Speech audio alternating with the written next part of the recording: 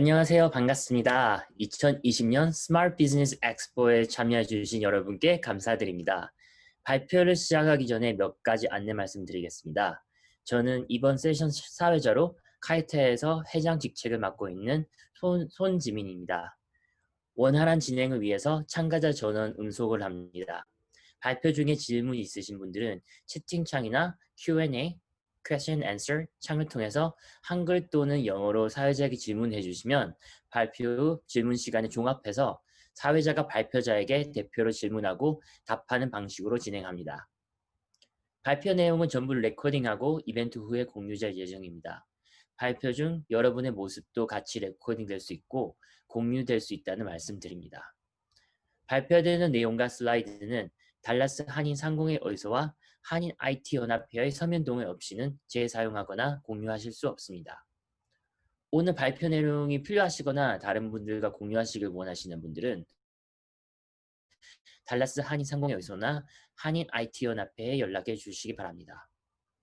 오늘 발표는 QAOA 양자 머신러닝 알고리즘에 기반이라는 내용으로 박현병님께서 발표해 주시겠습니다. 발표는 한글로 진행됩니다. Welcome everyone. Thanks for all for joining us today at 2020 Smart Business Expo. Before we start, I'd like to tell you a few housekeeping items. The moderator for this session is Brian Sun, who is the president at KAITA, Korean American IT Association. All participants will be muted throughout the session. Any question you may have, please use the chat or Q&A window to the moderator, either in English or Korean. The moderator will collect all questions and ask the speaker later in Q&A if time permits. This session will be recorded and shared later. During the session, some of you may be included and shared as a part of the entire recording. All content and slides cannot be used or shared without the GDKACC and KAITA. If you need any of the content and or slide, please contact GDKACC and KAITA. Today's presentation is QAOA, Foundation of Quantum Machine Learning by Hyunbyun Park in Korean. 발표자분 이제 발표하시죠.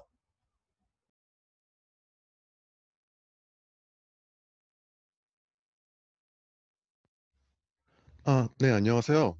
저는 머신러닝과 양자 컴퓨터를 좋아하는 박현병이라고 하며 별명으로는 오리라고 불립니다. 이 발표는 양자 컴퓨터를 처음 접하시는 분들을 대상으로 하고 있고 QAOA가 무엇인지 간략히 설명을 드리는 자리입니다. 그렇기 때문에 수학적인 해석이나 코드를 짜면서 결과를 보는 일체의 행위를 하지 않으니 마음 편히 들어주시면 감사하겠습니다. 이 발표는 머신러닝이 무엇인지, 양자 컴퓨터가 무엇인지, 그래서 최종적으로 양자 머신러닝의 기반인 QAOA가 무엇인지 가볍게 살펴보는 자리입니다. QAOA 그 자체보다는 이를 이해하기 위한 배경 지식이 주로 나오니 이 점 양해 부탁드립니다. 저는 머신러닝 전문가도 양자 컴퓨터 전문가도 아니기 때문에 여기서 전달하는 내용에 틀린 점이 있을 수도 있으니 만약 그렇다면 지적 부탁드립니다. 자, 그렇다면은 QAOA가 무엇일까요?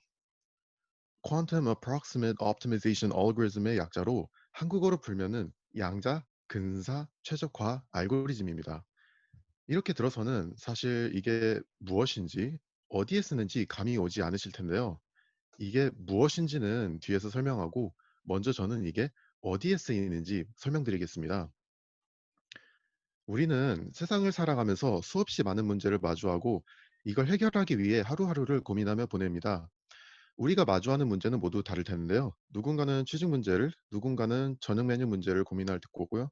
만약 저희가 요즘에 함께 고민하고 있는 공통적인 문제를 생각해 볼 수도 있는데 그건 바로 코로나입니다.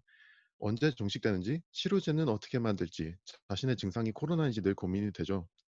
이렇듯 세상에는 정말 문제가 많은데 이 많은 문제들을 모두 혼자서 해결하기엔 너무 힘들겠죠. 누군가가 같이 문제를 해결해 준다면 얼마나 편할까요? 그 역할을 하는 것이 바로 머신러닝입니다. 기계가 세상의 지식을 배워서 우리의 문제를 같이 해결해 주는 거죠. 이러한 머신러닝은 저희 삶 속 여기저기에 깊이 뿌리를 내리고 있는데요. 가령 페이스북의 타임라인에서 여러분이 보는 글들은 사실 각 개인이 가장 좋아할 것들로 선별된 것이고 구글은 여러분이 궁금한 것을 물어보면 실시간으로 답해 줍니다. 머신러닝이 더욱더 발전하면 발전할수록 우리의 문제들을 더 많이, 더 쉽게 해결해 줄 수 있게 되고 결과적으로 우리 삶의 질은 더욱 나아질 것입니다. 예로 일상생활에서 좋아하는 식당이나 옷을 기계의 추천으로 손쉽게 찾고, 더 나아가 의료에서는 신약 개발을 돕고, 농업에서는 최적의 상태로 농작물을 돌보고, 기상을 더욱 정확히 예측해 피해를 최소화시키는 등 이 다방면으로 우리 삶에 머신러닝은 큰 영향을 미칠 수가 있습니다. 하지만 현재 머신러닝은 성장의 한계점을 맞이하고 있는데요. 그 이유는 머신러닝은 바로 여러분이 쓰고 있는 컴퓨터에 기반하고 있기 때문입니다. 그 말은 여러분의 컴퓨터가 낼 수 있는 성능의 한계점을 벗어나지 못한다는 의미입니다.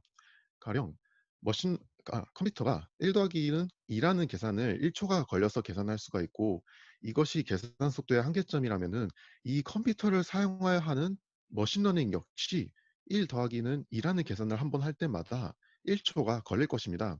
우리가 무슨 짓을 하더라도 이게 0.1 초가 되는 기적은 일어나지 않습니다. 컴퓨터 성능의 한계점은 컴퓨터가 적용받고 있는 물리 법칙에 의해 결정되고, 우리가 무슨 일을 해도 이 물리적 한계를 넘어설 수는 없다는 말이죠. 가령 컴퓨터가 펄쩍 뛴다고 생각해 보죠. 이 컴퓨터가 무슨 짓을 하더라도 0.5m 이상을 뛰지 못한다고 가정해 보겠습니다. 그런데 컴퓨터를 둘러싼 물리 법칙이 갑자기 바뀌어 버린 거예요. 중력이 사라져 버린 거죠. 그러면 컴퓨터는 어느 정도 높이를 뛸 수 있을까요? 중력이 사라져 버리면 컴퓨터는 원하는 높이만큼 뛸 수 있을 것입니다. 여기서는 5m를 뛰었다고 해볼게요. 만약 이 뛰는 높이를 컴퓨터의 성능이라고 한다면, 이 바뀐 물리 법칙으로 인해 컴퓨터의 성능은 10배가 좋아진 것입니다. 이처럼 물리 법칙은 컴퓨터 성능의 한계점을 정하게 됩니다. 그렇다면 저희가 쓰고 있는 이 현대의 컴퓨터가 적용받고 있는 물리 법칙은 무엇일까요? 바로 고전 물리학입니다. 여러분에게 친숙하고 직관적인 F는 ma 같은 뉴턴의 물리학은 고전 물리학의 범주에 들어가게 되죠. 그리고 저희가 사용하는 컴퓨터는 이 고전 물리학 영향을 받고 있습니다. 고전이라고 불리는 옛날 물리학이 있으면 현대 물리학도 있어야겠죠. 듣기만 해도 머리가 아픈 상대성 이론이나 양자 물리는 현대 물리학의 범주에 들어갑니다. 그러면 지금 이 두 개의 물리학에 대해서 이야기했는데, 저희는 이를 고전과 현대 물리가 아니라 크게 고전과 양자 물리로 구분 짓겠습니다. 현대 물리의 하이라이트 중 하나가 양자 물리학임을 감안하면 이렇게 구분 지어도 무방할 것입니다. 자, 여러분이 쓰고 있는 컴퓨터가 고전 물리학의 영향을 받고 있다고 말씀드렸죠? 그렇다는 의미는 여러분의 컴퓨터는 고전 물리학의 고전 물리학이 정해준 성능의 한계점을 벗어나지 못한다는 의미입니다. 그래서 사람들은 생각하게 된 거죠. 만약 물리 법칙이 성능의 한계를 정해준다면 다른 물리 법칙을 사용하면 어떨까? 그래서 사람들은 양자 물리학의 법칙을 따르는 컴퓨터를 제작하게 되었는데, 그게 바로 양자 컴퓨터입니다. 저희가 지금 이 두 가지 종류의 컴퓨터를 말씀드렸는데, 이를 구분짓기 위해 지금부터 고전 물리학의 영향을 받는 컴퓨터를 고전 컴퓨터, 양자 물리학의 영향을 받는 컴퓨터를 양자 컴퓨터라고 부르겠습니다. 이 양자 컴퓨터는요, 양자 물리라는 새로운 물리 법칙을 적용받고 있어서 기존 고전 컴퓨터가 가진 물리적 한계에서 벗어나게 됩니다. 이제 고전 컴퓨터가 1 더하기 1의 계산에 1 초가 걸렸다면은 양자 컴퓨터로 넘어오게 되면은 0.1 초를 바라볼 수가 있게 된다는 말이죠. 자연스럽게 이런 양자 컴퓨터에서 하는 머신러닝은 고전 컴퓨터 머신러닝이 가진 한계점을 넘어설 수 있는 새로운 발판이 됩니다. 정리하자면 우리가 꿈꾸는 멋진 미래를 만들기 위해서 머신러닝이라는 기술이 사용되고 있고, 이 머신러닝 기술이 이렇게 여기 해당 선을 도달해야 그 미래가 온다고 가정하면 고전 컴퓨터의 머신러닝이 도달할 수 있는 범위는 이 정도입니다. 그리고 양자 머신러닝은 아직 초기 연구 단계라 이렇다 말하기가 어렵습니다. 다른 물리 법칙을 적용받고 있기 때문에 고전 컴퓨터가 가진 성장 한계치와는 분명 다르지만 양자 컴퓨터의 성장 한계치가 어디인지 확인된 적은 없습니다. 어쩌면 고전 머신러닝보다 못할 수도 있고, 반대로 상상을 초월한 한계 지점을 가지고 있을 수도 있습니다. 아직 불확실하지만 거대한 잠재력을 가지고 있는 것이 양자 컴퓨터 머신러닝이며, 이 발전 여부에 따라 우리 삶의 판도까지도 바꿀 수 있는 거대한 힘이 될 수 있습니다. 우리가 살펴보고자 하는 QAOA는 양자 머신러닝의 뼈대라고도 할 수 있는 알고리즘입니다. 양자 머신러닝이 QAOA에서 출발했다고 생각하셔도 될 것 같습니다. 그렇기 때문에 QAOA를 이해한다는 것은 더 나아가 양자 머신러닝을 이해할 수 있는 기반이 된다는 말이죠. 지금까지 QAOA가 어디에 쓰이는지를 알아보았습니다. 양자 머신러닝을 위한 뼈대로서 QAOA는 그 역할을 하고 있다고 생각하시면 될 것 같습니다. 그래서 QAOA가 무엇일까요? 양자, 근사, 최적화, 알고리즘이라는 이름에서 추측해 보건대, 무언가를 근사적으로 최적화시키는 양자 컴퓨터 알고리즘입니다. 하지만 기존의 머신러닝을 해오시던 분이 아니라면 여기서 말하는 근사 최적화에 대한 의미가 와닿지 않으실 텐데요. 이 일을 이해하기 위해서 머신러닝에 대해서 알아보겠습니다. 최근에 머신러닝에 관한 이야기는 귀에 못 박히도록 들어오셨을 것이기에 용어 자체의 생소함을 느끼시는 분은 없으실 텐데요. 머신러닝은 머신 러닝, 문자 그대로 기계가 배우는 것입니다. 가령 저희를 생각해 보죠. 우리는 세상을 살면서 끊임없이 배워갑니다.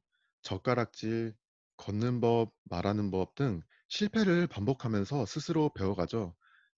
저희가 스스로의 뇌를 조작해가지고 하는 방법을 심어둔 것은 절대로 아닙니다. 배운다는 표현이 좀 추상적이니 좀 더 명확히 표현해 보겠습니다. 다음처럼 1 더하기 1은 2라는 지식을 습득하는 것이 목표라고 했을 때, 우리가 원하는 뇌는 아무것도 모르는 이런 좌측의 뇌가 1 더하기 1은 2라는 지식을 이렇게 습득해서 꽉 찬 뇌로 변하는 것이죠. 이때 외부에서 이 뇌에게 직접 지식을 주입시키는 등의 조작을 가한다면은 저희는 이를 입력받는다고 하고, 뇌가 자율적으로 내부에서 지식을 생성한다면 이를 배운다고 표현을 합니다. 이전까지 기계에게 무언가를 시키려면 우리가 일일이 모든 것을 기계의 뇌에 직접 입력시켜야 했습니다. 가령 예로 젓가락질을 할 줄 아는 기계를 만든다고 생각해 보죠. 현실에서 젓가락질을 하면서 벌어질 수 있는 일을 전부 상상해 보세요. 젓가락을 거꾸로 집을 수도 있고, 혹은 실수로 떨어뜨릴 수도 있고, 젓가락 한 짝이 너무 위로 올라가게 잡을 수도 있습니다. 바로 여기서 문제가 터지게 되는데요.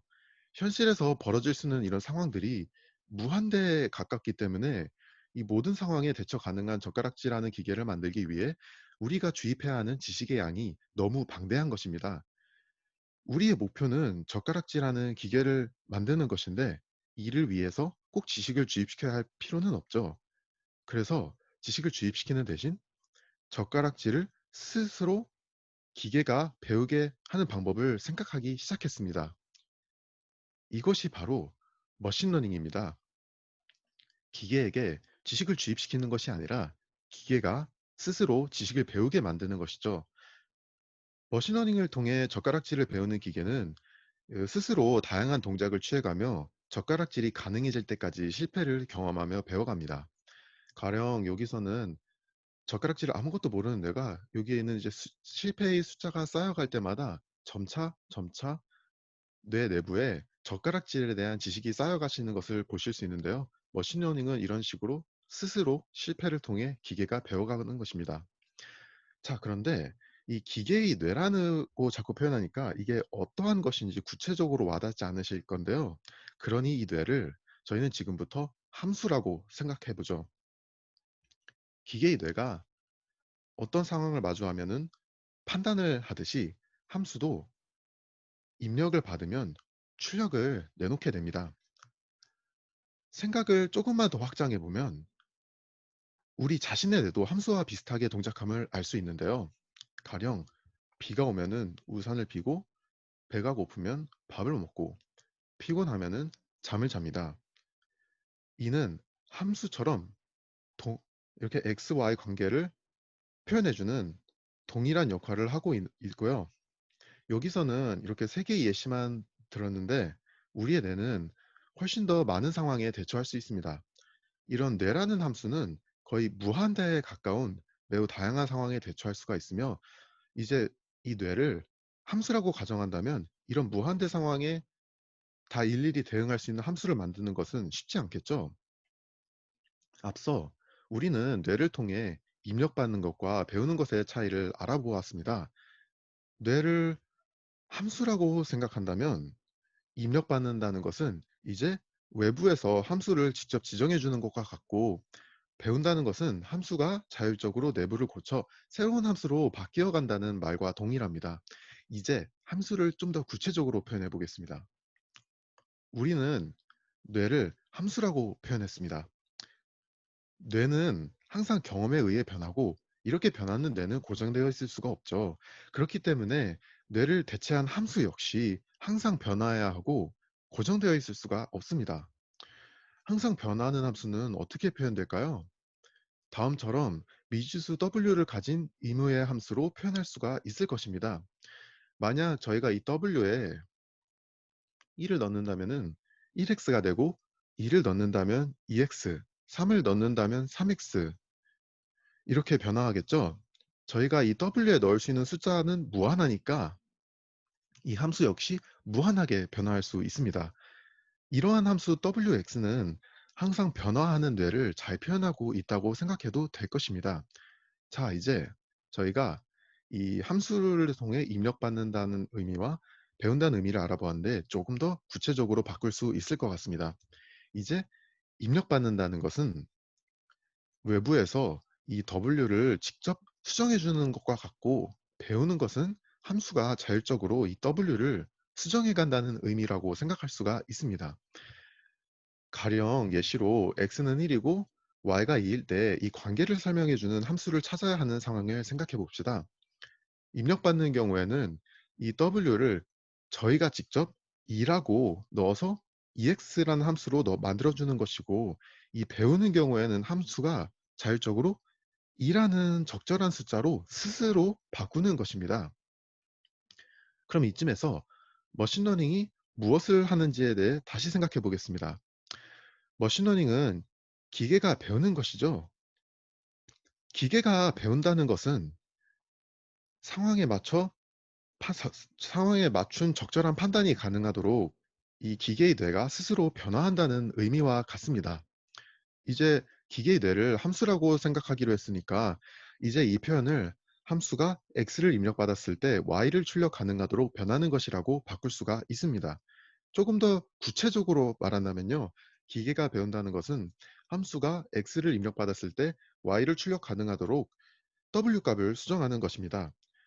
정리하자면 머신러닝이란 기계 내부에 뇌에 해당하는 이 함수가 스스로를 x와 y라는 경험에 적합하게 수정하는 것입니다. 우리는 이를 기계가 배운다고 해서 기계 학습, 머신 러닝이라고 부르는 것이죠. 이제 저희는 기계가 배운다는 의미를 알게 되었는데요. 그래서 기계는 어떻게 배우는 걸까요? 우리는 x가 1이고 y가 2라는 경험을 하면은 y는 2x라는 함수를 어렵지 않게 찾을 수 있습니다. 하지만 기계는 이 wx라는 함수는 알아도 이 경험에 적합한 w가 2라는 것은 모릅니다. 그렇다면은 기계는 어떤 방식으로 이 w를 찾아 나갈까요? 기계가 이전에 배운 경험에 의해 이 w에는 0.1이 들어가 있다고 생각해 보죠. 이제 이걸 어떤 식으로 고칠까요? 자, 우리가 무언가를 배울 때 무엇이 필요한지 생각해 보세요. 가령 노래를 배운다고 가정하면 그냥 무작정 노래를 부르면 실력이 될까요? 무수히 많은 곡들을 계속 듣고 이를 따라한다면 실력이 될까요? 느는 사람이 있습니다. 우린 그런 사람들을 천재라고 부르죠. 만약 우리가 천재가 아니라면은 우리는 우리가 무엇을 잘못하고 있는지, 우리가 정답으로부터 얼마만큼 멀어졌는지 체크해 줄 선생님이 필요합니다. 그래야 무엇을 연습할지 방향성을 잡죠. 마찬가지로 이 함수를 수정하기 위해서는 이 함수가 얼마만큼 잘못되었는지를 알아야 됩니다. 만약 그렇다면은 이 저희가 초기로 지정한 이 0.1x라는 함수는 얼마만큼 잘못되었을까요? 저희의 경험을 토대로 생각을 해보죠. 저희 함수는 0.1x고 저희가 1을 넣으면은 결과값으로는 0.1이 나올 것입니다. 그러니까 출력값을 0.1이라고 생각해 볼 수가 있죠. 하지만 저희 경험에서 y는 2였잖아요. 그렇기 때문에 저희의 목표값은 2가 됩니다. 이러한 저희의 목표값과 저희가 실제로 내놓은 출력값은 그 차이는 1.9인데요. 이렇듯 이 차이를 오류값 또는 잔차라고 부릅니다. 이 오류값이 0이 되었다는 의미는 x와 y라는 경험을 완벽하게 설명하는 함수를 찾았다는 의미입니다. 현실에서는 이런 함수를 찾을 수가 없습니다. 완벽한 함수란 없기 때문이죠. 하지만 저희처럼 간단한 예제에서는 완벽한 함수를 찾는 것이 가능합니다. 다시 예제로 돌아가 생각해 볼게요. y가 0.1일 때 저희가 아까 계산했을 때 오류값은 1.9였죠. 저희는 이 오류값을 가능한 0에 가장 가까운 w를 찾고자 하고 있고 지금부터 이 w를 조금씩 수정해 가면서 오류값을 확인하겠습니다. 이제 w를 1로 바꿨어요.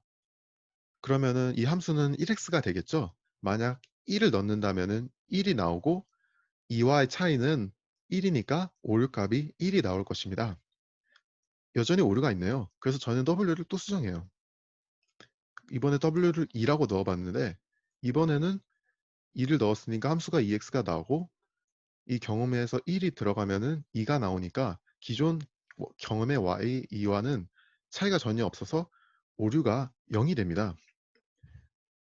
y가 2일 때가 오류가 전혀 없죠. 그렇다면은 기계는 이 y가 2일 때 이렇게 나온 함수가 바로 저희가 이 한 경험을 가장 잘 설명하는 최적의 함수임을 알 수가 있습니다. 이렇게 w를 조금씩 바꿔가면서 저희가 오류값의 변동을 살펴보았죠. 이런 식으로 오류를 최소화시키는 과정을 최적화라고 부릅니다. 최적화를 했다는 의미는 가장 오류가 적은 함수를 만드는 w를 찾았다는 의미입니다. 이 최적화를 수학적으로 일반적으로 설명하자면 이런 수식은 굳이 아실 필요는 없고요. 그냥 적어 놓은 것입니다. 저희가 최적화라는 것은 x와 y에 대한 함수가 있으면은 가장 작은 y를 가지는 x값을 찾는 것입니다. 가령 여기서는 이 점을 가리킨 x값이 최적화를 통해 나온 결과값이 되겠죠. 어떠한 방법을 사용하든 상관이 없고 이런 함수가 주어지면 이 x를 찾기만 하면 저희는 최적화라고 부릅니다. 저희는 이 최적화를 w와 오류값 사이의 함수에 적용해 가지고 오류값이 가장 작은 w를 찾은 것이죠. 그래서 최적화는 알겠는데 근사 최적화는 무엇일까요? 현실의 문제는 매우 복잡하기 때문에 W와 오류값의 관계가 다음처럼 이렇게 꾸불꾸불 복잡하게 나타납니다. 이때 이 가장 작은 오류값을 가지는 W를 찾는 것을 최적화, 가장 작진 않지만 최선을 다해 찾은 작은 오류값을 가지는 W를 찾는 것을 근사최적화라고 부릅니다. 근사최적화보다 최적화가 경험을 이런 식으로 5% 정도 더 잘 설명해 주지만 최적화는 현실에서 거의 불가능할 뿐더러 이렇게 시간도 수십 수백 배에 달하는 더 많은 시간을 소모하게 되고 이렇기 때문에 특수한 경우를 제외하고는 보통 가치가 없기 때문에 일반적으로는 이런 근사 최적화를 많이 사용하게 됩니다. 양자 컴퓨터나 고전 컴퓨터 둘 다 정보를 표현하고 함수를 만들어내는 방식은 다를지라도 이런 최적화시킨다는 의미는 동일합니다. 정리하자면 머신러닝은 기계가 배우는 것, 기계가 배운다는 것은 기계의 뇌가 상황에 맞춘 적절한 판단이 가능하도록 변화한다는 의미고요. 우리가 뇌를 함수라고 가정했을 때 이는 함수를 x와 y의 관계를 가장 잘 설명하도록 변화시킨다는 의미입니다. 뇌는 계속 변화하기에 함수도 계속 변화해야 되고 그래서 우리는 함수를 wx라는 미지수를 가진 임의의 함수 wx로 표현할 수가 있었습니다. 그래서 기계가 배운다는 것은 x와 y의 관계를 가장 잘 설명하는 함수를 만들기 위해 이 w값을 수정하는 것입니다. 그런데 w를 무작정 수정한다고 최적의 함수가 나오진 않겠죠. 즉, 이 특정 w 값일 때 이 특정 w 값일 때 나타나는 이 함수가 X와 Y라는 경험을 얼마만큼 설명 못하는지를 알아야 합니다. 이를 오류값이라고 불렀고 이 지표가 있어야 어느 W일 때 함수가 오류가 가장 적은지 알 수 있었습니다. 자연스럽게 이는 W와 오류값 사이에 함수를 만들어내었고요. 이 오류값이 가장 작은 이 W를 찾기 위해서 저희는 이 최적화 기법을 사용하게 된 거죠. 결과적으로 머신러닝이란 기계 내부의 이 함수에 해당하는 뇌에 해당하는 함수가 스스로를 X와 Y라는 경험에 적합하게 최적화를 이용하여 수정하는 것입니다. 좀 길었죠? 제가 여기서 드리고 싶었던 말은 이 최적화가 바로 머신러닝의 기반이라는 것입니다. 최적화가 있어야 머신러닝 역시 이루어질 수 있다는 의미죠. QA는 양자 근사최적화 알고리즘이라고 설명드렸습니다. 여기서의 근사최적화의 의미가 조금 더 와닿으시나요? 양자 컴퓨터에서 이 근사최적화하는 방법을 고안했다는 것은 자연스럽게 양자 컴퓨터 머신러닝을 할 수 있다는 의미로 연결됩니다. 이런 맥락에서 봤을 때 QA는 양자 컴퓨터 머신러닝의 기반이라고 할 수가 있습니다. 이 최적화는 머신러닝에서 사용되는 도구일 뿐 그 이상도 그 이하도 아닙니다. 단지 그걸 고전 컴퓨터에서 하느냐, 양자 컴퓨터에서 하느냐 그 차이일 뿐이죠. 그래서 저는 QA 그 자체보다는 이를 통해 가능해진 이 양자 머신러닝과 그것이 가져올 파급력을 이해하는 것이 중요하다고 생각합니다. 이 파급력을 이해하기 위해서는 양자 컴퓨터를 이해해야 합니다.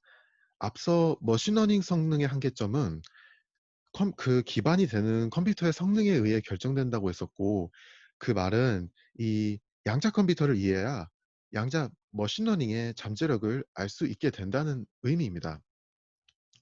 더 나아가 이 컴퓨터의 성능은요.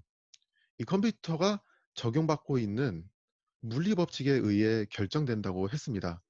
그래서 고전 컴퓨터의 한계를 극복하기 위해 양자 컴퓨터가 나왔던 거죠. 우리는 이것을 먼저 이해하고 이후에 QOA에 대해서 더 자세히 설명을 이어나갈 것입니다. 그럼 이제 고전 컴퓨터와 양자 컴퓨터의 차이에 대해서 알아보는 시간을 가지겠습니다. 고전 컴퓨터와 양자 컴퓨터 둘 다 정보를 1과 0으로 표현하는 것은 동일합니다. 하지만 이 1과 0을 무엇을 이용해 표현하느냐가 다르죠.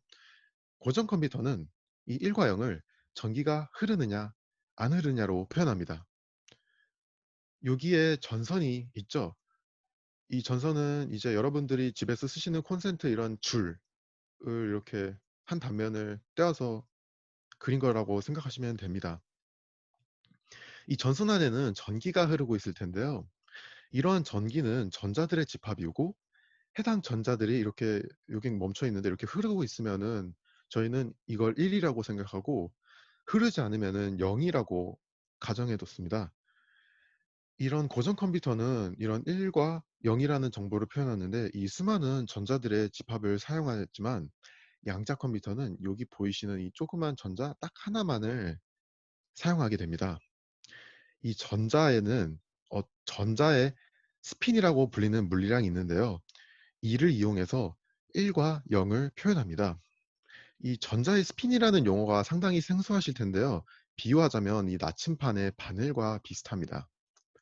나침반 통이 전자라고 하면은 나침반의 바늘은 전자의 스핀인 셈이죠. 바늘이 위아래로 흔들리는 모습이 기억나시나요? 이 바늘은 아래를 가리키면은 1, 위를 가리키면은 0이라고 생각을 하면 됩니다. 이렇게 고전 컴퓨터와 양자 컴퓨터는 정보 1과 0을 표현하는 방식이 이렇게 다르죠. 이러한 상이한 1과 0의 저장 방법이 다른 물리 법칙의 적용으로 이어지게 됩니다. 이 전자의 집합이라는 매우 큰 물체들은 고전 물리학의 법칙을 따르게 되지만 이런 전자 하나와 같이 매우 작은 물체는 양자 물리학의 법칙을 따르게 됩니다. 이 10나노미터라는 물체의 크기가 바로 고전 물리와 양자 물리 어느 쪽을 따를지 결정하는 기준점이 되는데요. 만약 이 10나노미터보다 이 전자 하나의 크기가 딱 봐도 작죠. 이럴 경우에는 양자 물리학을 따르게 되고 이런 전자의 집합처럼 10나노미터보다 클 경우 이럴 경우에는 고전 물리학을 따르게 됩니다. 이 전자가 양자 물리의 법칙을 적용받게 되면서 고전 물리에서는 볼 수 없는 재미있는 현상이 일어나게 되는데 이게 바로 양자 중첩, 양자 얽힘, 그리고 관측입니다. 이 중 저희는 양자 중첩에 대해서 먼저 알아보죠. 우리는 전자의 스핀이라는 물리량을 통해 1과 0을 표현하였습니다. 그런데 고전 물리의 세계하고는 좀 다르게 양자 물리의 세계로 넘어오면서 이는 1과 0으로 딱딱 뚜렷하게 구분되지 않게 됩니다. 양자 물리의 세상에서는 이제 이 정보가 확률이라는 것에 대해 표시되기 시작하는데요. 이 확률이라는 것을요, 편의상 비율이라고 생각하셔도 됩니다. 그러니까 저희가 원래는 이 스핀이 아래를 가리키면 1이라고 했었는데 이렇게 단순하게 생각하는 게 아니라 이런 1이 100, 이런 1은 그 1이 100% 비율로 섞인 거고 0이 0% 비율로 섞인 것이라고 생각하시면 되고요. 이 0 같은 경우는 1이 0% 비율, 0이 100% 비율로 섞인 것이라고 생각할 수가 있습니다. 이는 양자역학에서 벌어지는 기이한 일인데 정보들이 비율에 따라 섞일 수가 있게 된 것입니다. 가령 물과 기름을 생각하시면 이 물과 기름을 섞어서 가령 고전에서는 물 혹은 기름인데 이제는 물과 기름을 섞어서 정보를 표현할 수가 있게 된 셈이죠. 그렇다면은 저희가 물과 기름을 섞을 수가 있듯이 이 1이 50%, 0이 50% 비율로 섞이는 것도 가능하다는 말이겠죠. 그렇다면은 이 통 안에 들어간 이 정보가 이제는 0과 1을 동시에 표현하는 게 가능해집니다. 저희는 이 0과 1을 전자의 스핀이라고 했으니까 이 경우에는 전자의 스핀이 위, 아래를 동시에 가리키고 있는 셈이죠. 이것이 바로 양자 중첩입니다. 전자의 스핀이 중첩되어 표현될 수가 있는 현상이죠. 전자의 스핀은 낯선 개념이니 이제부터 이것을 1과 0이 중첩되어 있다고 표현하겠습니다. 이런 1과 0이 중첩되면은 어떤 이점이 있을까요? 이런 전자 하나가 딱 하나가 존재하면은 저희는 0과 1, 두 개의 정보를 표현할 수가 있게 됩니다. 이 전자를 하나 더 늘리면 0, 0, 0, 1, 1, 0, 1, 1 이런 식으로 이렇게 4개의 정보가 각각 25% 확률로 표현되게 되고요. 저희가 전자를 하나 더 늘리면 000부터 111까지 이런 식으로 8개의 정보가 표현되게 됩니다. 그러면은 이렇게 저희가 전자를 하나씩 늘릴 때마다 이렇게 정보가 2개씩 증가하는 것을 보실 수 있는데요. 다시 말해서 저희가 만약 이런 전자가 n개가 있으면은 동시에 표현 가능한 정보의 수는 2의 n승계가 된다는 말이죠. 그리고 이를 동시에 표현하고 있는 셈입니다. 가령 저희에게 전자가 30개가 있다고 생각해 볼게요. 전자가 30개면은 이 한 번에 표현할 수 있는 정보는 이제 2의 30승, 약 10억 개의 정보를 동시에 표현하는 셈이 됩니다. 하지만 이렇게 많은 정보를 동시에 들고 있는 것이 무엇에 좋을까요? 양자 컴퓨터의 강력함은 단순히 정보를 한 번에 많이 표현할 수 있다는 데 있지는 않습니다. 저희가 전자 두 개를 이렇게 가지고 있고 이 전자 두 개이기 때문에 네 개의 정보가 이렇게 중첩되어 있다고 생각해 보죠. 이 두 개의 전자에 이렇게 알고리즘을 적용하면은 어떻게 될까요? 이 전자 두 개의 알고리즘이 적용되면은 이 전자가 두 개가 표현하는 이 네 개의 정보에 알고리즘이 동시에 적용되게 됩니다. 문자 그대로 동시입니다. 병렬로 처리하는 것과 동일한 효과죠. 양자 컴퓨터에서 이런 식으로 한 번에 계산 가능한 것이 고전 컴퓨터에서는 이런 식으로 네 번에 걸쳐서 계산해야 됩니다. 여기 보시면은 이렇게 그러니까 이렇게 네 개의 정보라고 표현했지만 이건 저희가 생각하는 거고요. 실제로는 이렇게 알고리즘에 단지 전자 두 개가 한 번 들어갔다가 나왔다고 생각하면 됩니다. 자, 그렇다면은 저희는 지금 전자 두 개를 통해 잠시 예시를 알아보았는데 만약 이 전자를 30개로 늘리면 어떻게 될까요? 만약 전자가 30개면은 앞서서 저희는 15개의 정보를 동시에 들고 있는 셈이라고 말씀드렸죠. 그렇다면 이 10억 개의 정보를 양자 컴퓨터에서는 한 번에 계산 가능한 것이 고전 컴퓨터에서는 10억 개를 각각 계산해야 되기 때문에 10억 번을 반복해서 계산해야 합니다. 이렇듯 양자 컴퓨터는 이런 30개 같은 적은 수의 전자로도 약 10억 개와 같은 매우 많은 정보들을 한 번에 표현할 수가 있고, 만약 정보의 개수가 10억 개가 아니라 무한대라도 상관없이 한 번에 계산할 수가 있으며, 이게 바로 고전 컴퓨터와는 다른 양자 컴퓨터의 강력함입니다. 고전 컴퓨터가 이런 식으로 여러 번에 걸쳐 계산하는 것을 한 번에 계산하기 때문에 그 계산 속도가 매우 빠르죠. 이해를 돕기 위해 0부터 3까지의 정수 중 어떤 숫자가 홀수인지 판별하는 알고리즘을 살펴보겠습니다. 저희는 지금까지 이진수 체계를 사용해 왔는데요. 만약 이 이진수 체계를 17수로 바꾸면 0부터 3까지 이런 식으로 잘 표현해 주고 있죠. 그렇기 때문에 저희는 이런 4개의 숫자를 이미 저희가 기존에 사용하던 전자 2개를 이용하여 그대로 계산에 사용할 수가 있습니다. 먼저 고전 컴퓨터에서 숫자가 홀수인지 짝수인지 어떻게 판별하는지 알아보면은, 고전 컴퓨터에서는 이제 0과 1을 이제 4번에 걸쳐서 0부터 3까지 한 번씩 넣어 보면서 이게 홀수인지 짝수인지 검사를 하게 되는데요.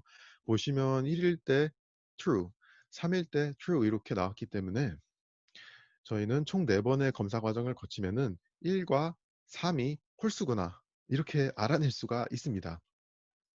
다음으로 양자 컴퓨터에서는 이렇게 전자가 2개이면은 00, 01, 10, 11 이렇게 4가지 정보를 동시에 잘 표현해 준다고 말씀드렸고, 이는 다시 말해서 0, 1, 2, 3 이 4개의 정보를 동시에 들고 있는 셈이 됩니다. 이 확률은 보시면 이런 식으로 25% 확률로 자 이렇게 뒤에 잘 자리 잡고 있죠. 좀 더 선명하게 표현해 보겠습니다. 이렇게 25% 확률로 자리 잡고 있는 0, 1, 2, 3에 이 홀수 짝수인지 판별하는 알고리즘에 집어넣게 되면은 이것을 이 확률이 변하게 됩니다. 이런 식으로 말이죠. 보시면 0이 1%로 변했고 1이 49%, 2가 1%, 3이 49% 확률로 변했죠. 다시 말해서 1은 49%, 1과 3은 49%로 높아졌는데 0과 2의 확률이 낮아졌죠. 이를 좀 더 시각적으로 그래프로 표현하면은 이 0부터 1, 3까지의 확률의 높이가 이렇게 됐었는데 0부터 1, 3까지의 확률이 이런 식으로 1과 3이 높아지게 됩니다. 그렇기 때문에 저희는 이 홀수는 1과 3이구나라고 알 수가 있게 되는 거죠. 지금 말씀드리지만 양자 컴퓨터가 특정 답을 찾아내는 방식은 이 확률에 기인합니다. 이렇게 중첩되어 있는 수많은 정보 중 이 일일이 다른 애들의 정보에 비해서 이렇게 90%로 확률이 매우 높죠. 그렇기 때문에 저희는 이 11, 즉 3에 해당하는 숫자가 정답임을 알 수가 있게 됩니다. 즉, 양자 알고리즘은 이 중첩되어 있는 정보들의 확률에 영향을 미치는 식으로 동작하게 됩니다. 그렇다면은 이 확률에 영향을 미치는 이 양자 알고리즘은 대체 무엇으로 구성되어 있을까요? 우리는 지금까지 양자 컴퓨터가 양자 중첩이라는 현상을 이용해 어떻게 정보를 저장 혹은 표현하는지를 알아보았습니다. 이제는 이 저장된 정보를 처리하는 양자 컴퓨터의 구성 요소를 가볍게 알아보겠습니다. 이를 이해하기 위해서 고전 컴퓨터로 잠시 돌아가 볼게요.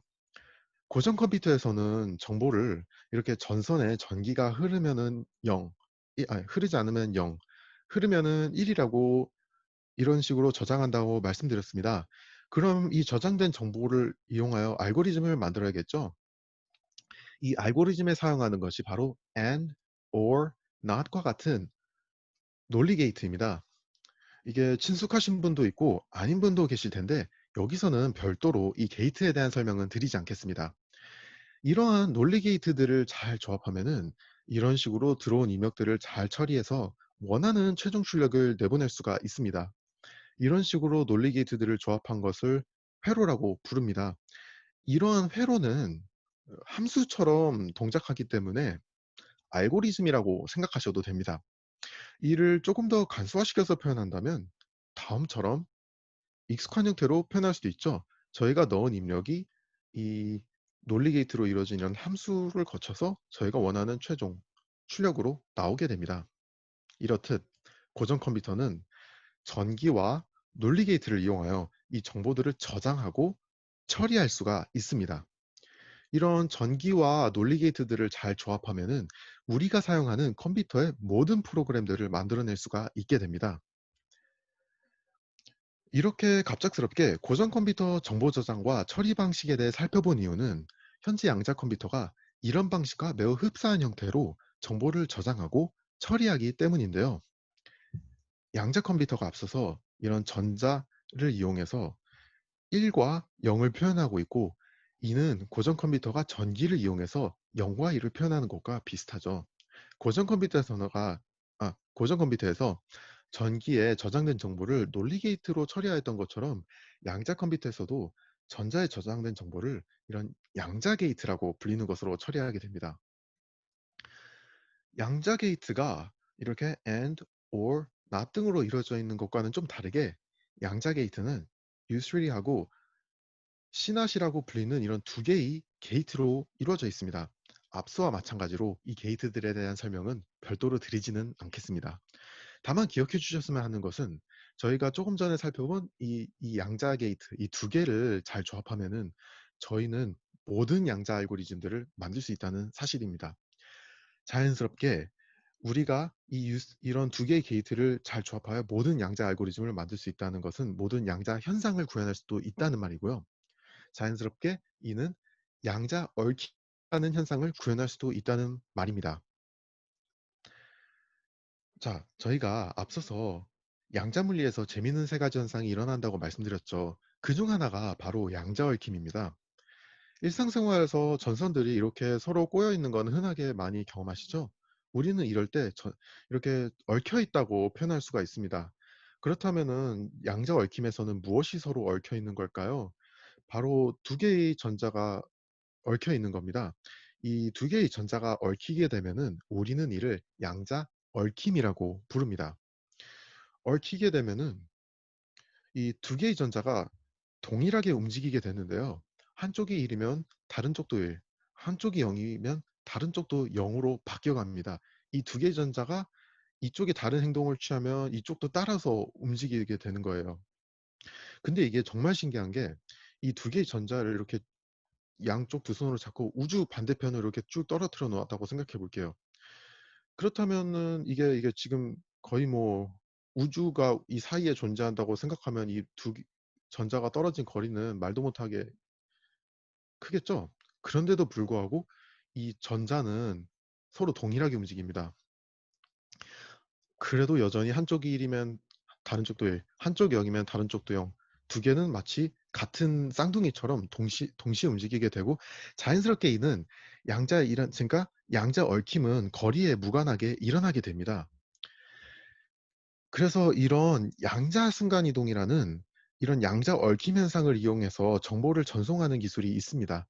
다만 이런 기술을 이용해서 빛의 속도를 넘어서고자 하는 이런 초강속 통신을 만들고자 하는 시도가 있었는데 아직까지는 성공하지는 못했습니다. 현재까지는 빛의 속도를 넘어서는 통신이 불가능하다는 것이 결론입니다. 어쨌든 마지막으로 양자 세상의 재미있는 현상, 관측에 대해서 설명드리겠습니다. 앞서 저희는 이 두 개의 전자가 중첩된 상황으로 돌아가 보죠. 이렇게 두 개의 전자는 이렇게 네 개의 정보를 동시에 들고 있다고 말씀드렸고요. 저희는 이 네 개의 정보가 들고 있는 각각의 확률을 살펴보았고 이 중에서 일일이 90%로 가장 확률이 높았기 때문에 이를 정답이라고 말씀드렸었습니다. 하지만 저희는 이렇게 단순히 이렇게 확률을 확인만 했었는데 이 확률을 어떻게 확인하는지 말씀드린 적이 없습니다. 이 확률을 알아야지 이게 확률이 높은지 낮은지를 알 수가 있죠. 이때 사용되는 것이 바로 관측입니다. 관측은 생각하시는 그대로의 의미입니다. 바로 무언가를 본다는 행위죠. 지금도 제 발표를 다들 관측하고 계신데요. 우리가 늘상 하는 관측에는 별다른 특별한 점이 없지만 양자 세계에서의 관측은 조금 특별한 의미를 가집니다. 저희가 그러면은 이 0과 1이 섞인 중첩 상태의 전자를 하나 볼게요. 이런 식으로 50%로 섞여 있죠. 그런데 저희가 앞서서 이 중첩 현상이 언제 일어난다고 말씀드렸죠? 바로 양자 세계에서만 일어난다고 말씀드렸습니다.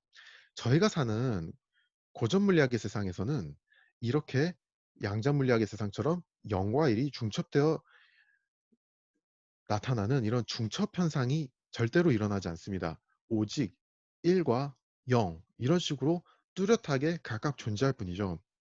자, 그러면은 이렇게 양자 물리학의 세상에 0과 1이 중첩된 전자가 하나 있네요. 우리는 이 전자에 담긴 값을 확인하고 싶습니다. 그래서 저희가 관측을 했어요. 그러면 어떤 값이 나타날까요?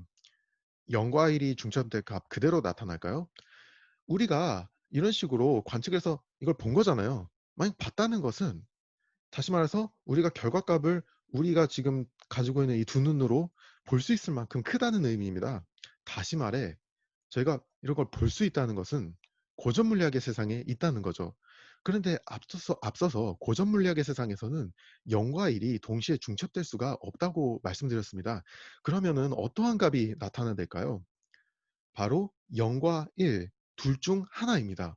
우리가 중첩된 전자를 보게 된다면 우리는 고전 물리학의 세상이 있기 때문에 이렇게 중첩되어 있는 전자는 더 이상 중첩되어 있지가 않고 0과 1 중 한 가지 상태로 고정되어 나타나게 됩니다.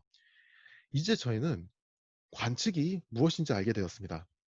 그런데 애초에 저희의 목적은 이 관측 자체를 이해하는 게 아니라 이 관측을 통해 이런 식으로 0과 1이 중첩되어 있으면은 이 0과 1에 중첩된 확률을 알아내는 것이 목표였죠. 단지 이걸 보면 0이 나오네, 이걸 보면 1이 나오네, 이걸 알고 싶었던 것은 아니고요. 그러면은 이 0이 25%고 1이 75%로 나오는 확률을 알아보고 싶은 겁니다. 그러면 저희는 이거를 이 전자를 이렇게 4번 정도 관측을 하면서 함으로써 알아보겠습니다. 자, 이렇게 중첩된 전자, 앞서서 이런 확률을 가진 이렇게 중첩된 전자가 여기에 놓여 있습니다. 그런데 여기는 발표 자료니까 0과 1이 중첩된 게 잘 보이지만 실제로 전자는 엄청나게 작거든요. 그래서 현실에서는 이 전자가 너무 작아서 저희 눈에는 보이지가 않습니다. 그래서 이를 표현하기 위해서 잠시 커튼으로 가려놓겠습니다. 이제 더 이상 전자는 보이지가 않죠. 자, 이제 관측이란 행위를 하기 위해서는 이 커튼을 열어야 됩니다. 현실에서는 이제 현미경으로 바라보는 뭐 그런 느낌이겠죠. 자, 이제 커튼을 열어서 관측을 할게요. 그러면 0이 나왔네요. 그러면 다시 가렸다가 열겠습니다. 이번에는 1로 나왔네요. 그럼 같은 전자를 다시 가렸다가 다시 열면은 1. 한 번 더 가렸다가 열면 1. 그러면은 저희가 총 4번을 관측했는데 0이 하나, 1이 3개가 나왔죠. 우리는 여기서 0이 4번 중에 한 번 관측되었기 때문에 25%의 확률, 1은 4번 중에 3번 관측되었기 때문에 75%의 확률로 중첩되어 있을 거라고 추측할 수가 있습니다. 이것이 중첩된 전자의 확률을 알아내는 방법입니다. 약간 황당하게 들리시죠? 황당하게 들리겠지만 우리가 반복적인 관측을 통해서 나타나는 정보들의 이런 1과 0의 출현 비율은 전자들이 관측당하기 전에 지닌 1과 0과 같은 정보들의 확률에 영향을 받게 됩니다. 이로써 저희는 양자물리에서 벌어지는 3가지 현상을 모두 알아보았는데요. 쉽지는 않죠. 양자 컴퓨터가 기존의 사고방식을 완전히 벗어나는 새로운 방식으로 동작하기 때문에 한 번 듣고는 이야기가 여간 까다로운 것이 아닙니다. 이거는 사실 이해한다기보다는 좀 받아들여야 되는 측면이 강하기 때문에 약간 저희가 기존의 사고방식을 살짝 내려두고 양자 물리로 넘어오게 되면은 그냥 있는 그대로 받아들여야 되는 그런 게 있습니다. 자, 요약하자면은 양자 컴퓨터의 장점은 크게 2가지입니다. 양자 컴퓨터는 기존 고전 컴퓨터가 오랜 시간 걸리는 계산을 더 빠르게 끝낼 수가 있습니다. 그리고 이 양자 얽힘 현상은 새로운 기술의 탄생, 뭐 가령 어쩌면 미래에는 빛의 속도로 통신하는 초강속 기술이 나올 수도 있겠죠. 이런 새로운 기술의 탄생을 불러일으킬 잠재력을 가지고 있습니다. 다만 이런 양자 컴퓨터가 모든 계산에서 이렇게 고전 컴퓨터보다 계산이 빠른 것은 아니고요. 아직은 특정 문제, 그러니까 한정적인 경우에만 고전 컴퓨터보다 빠른 것으로 밝혀졌습니다.